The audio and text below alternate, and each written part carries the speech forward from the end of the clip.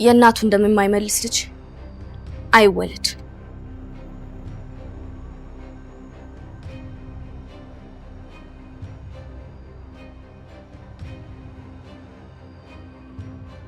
አምነን በማያውቀው ያለፈ የቤተሰቡ ታሪክ እነሱ በሌሉበት እሱ የበቀሉ ገፈት ቀማሽ ሆኖ መሰቃየቱን ቀጥሏል። የእናቷን ደም ለማስመለስ አስባ ማንነቷን ደብቃ ለሚስትነት ለመወዳደር በሚል ወደ ቤተሰባቸው የተቀላቀለችው ሲፈን እግሯ ወደዛ ቤት ከረገጠበት ቀን አንስቶ ቤተሰቡን በጥብጣ ድብልቅልቁን እየወጣችው ትገኛለች። በመጀመሪያ የአምነንን እናት ሰማሃልን በመግደል በቀሏን የጀመረችው ሲፈን አቅሟን የበለጠ ለማደራጀት ዲናን አሳግታ የድርጅቱን ግማሽ % ገንዘብ ከወሰደች በኋላ የአምነንን አቅም ለማሳጣት እንዲሁም ለማንኮታኮት ሙሉ ቤቱን ዱቄት አድርጋ አንድደዋለች።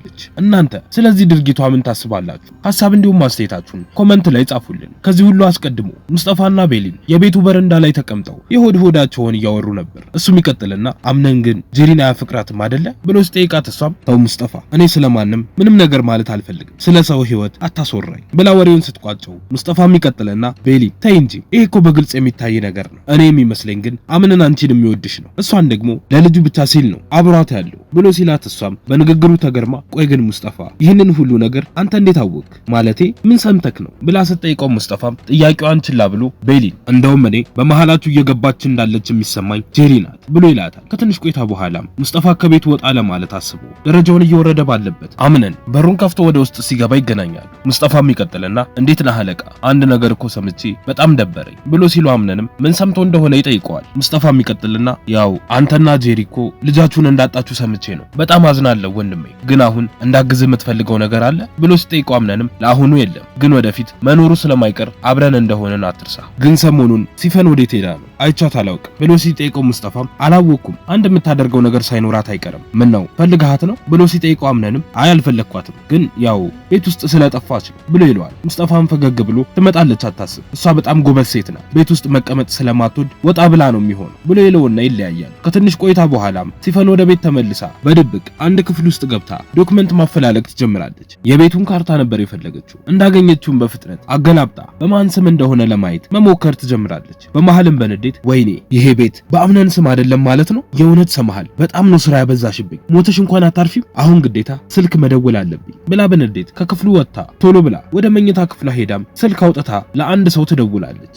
እንዳነሳውም በሚገርም ሁኔታ ቤቱ በልጇ ስም አይደለም። የዚህን ያህል ነው ስግብግብነቷ።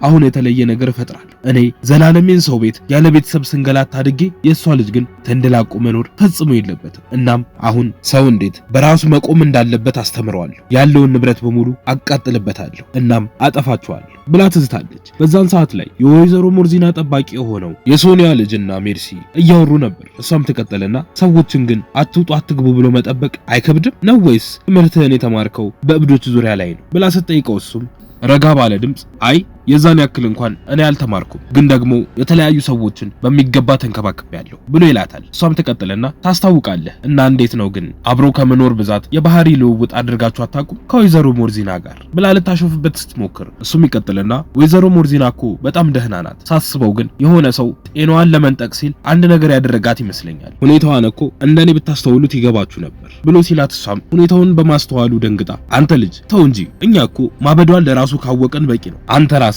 ከጥበቃነት ባንዴ ወደ ፖሊስነት አይከብድህም? ተዋት በቃ ብላ ትለዋለች። በዛን ሰዓት ላይ ሲፈለብቷ ክፍሏ ውስጥ ተቀምጣ ስለ ጉዳዩ እያሰበች እያብሰለሰለች ተቀምጣ ባለችበት ሙስጠፋ ይመጣና አጠገቧ ተቀምጦ ሲፈን ግን ታውቆሻል፣ እዚህ እኮ የመጣሁት አንቺን ብዬ ነው፣ ነገር ግን ጊዜ እየሰጠሽኝ አይደለም፣ ስፈልግሽ አላገኝሽም፣ በዛ ላይ የምትሄጅበትን እንኳን አታሳውቂኝም ብሎ ሲላት እሷም ሙስጠፋ ያው እንደምታውቀው እኔ አንድ ነገር ላይ ካተኮርኩኝ ሳልጨርሰው ማውራት በፍጹም አልወድ። እናም ስጨርስ አሳውቅሃለሁ። አንተስ ጋር ምን አዲስ ነገር አለ? እዚህ ቤት ውስጥ ያሉትን ሰዎች እንዴት እያያሃቸው ነው ብላ ስትጠይቀው ሙስጠፋም ሁሉም የተለያየ ባህሪ ያላቸው፣ ለምሳሌ ቤሊን የዋህና አዋቂ ናት። ወይዘሮ ዛህራ ደግሞ የእናትነት ስሜት አላት። ሜርሲ ግን በቃ ሲበዛ እስስትና የጥቅም ሰው እንደሆነች ታስታውቃለች። አቶ አምነን ደግሞ ላመነበት የማይመለስ የእናቱ አይነት ልጅ ይመስለኛል ብሎ ንግግሩን ሲጨርስ ሲፈንም እሺ የኛ ገምጋሚ ጄሪስ ብላ ስለ ቀድሞ ፍቅረኛው ትጠይቋለች። እሱም ይቀጥልና እሷ ደግሞ ስልጣን ወዳድ እዚህም እዛም መመተል አይነት ሴት ትመስለኛለች፣ ግን ያው ብዙም አልተቀራረብም ብሎ ያሻታል። በዛን ሰዓት አምነንና ቤሊን በአጋጣሚ ቤት ውስጥ ተገናኝተው እያወሩ ነበር። እሱም ይቀጥልና ቤሊን ዛሬ የጄሪን ደህና መሆን በማስመልከት አንድ የራት ፕሮግራም ቤት ውስጥ ይኖረናል፣ እናም ተዘጋጂ ብሎ ሲላት እሷም በጣም አሪፍ ነው፣ በድጋሚ ባለቤተ ደህና በመሆኗ ደስ ብሎኛል አቶ አምነን ብላ ጥላው ትሄዳለች።